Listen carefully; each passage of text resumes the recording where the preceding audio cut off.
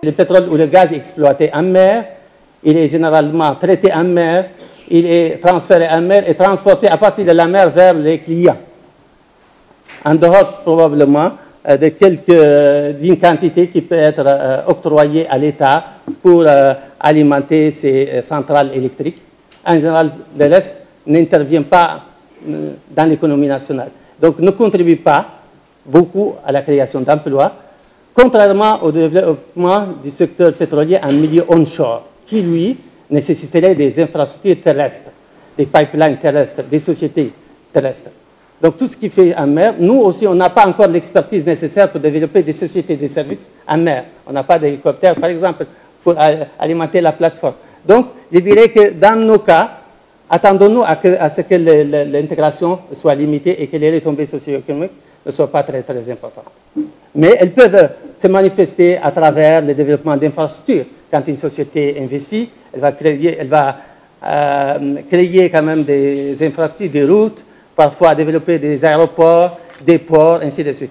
Malgré que dans le cas actuel, maintenant, avec la mobilité des experts, le transport des matériels qui viennent dans nos pays pour les projets en cours de développement, il y a toujours des retombées sur nos ouvrages portuaires, il y a des retombées sur nos aéroports, il y a probablement des retombées sur nos routes.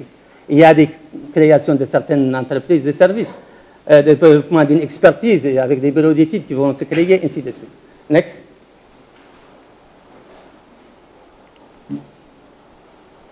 Et la dernière opportunité, je l'ai dit tout à l'heure, c'est l'amélioration des connaissances scientifiques et du potentiel de notre zone marine et côtière.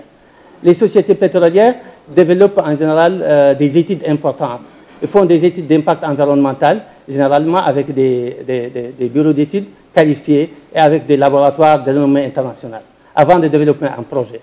Et il arrive que cela permet de découvrir des stocks halieutiques, découvrir de nouveaux gisements miniers qui sont différents.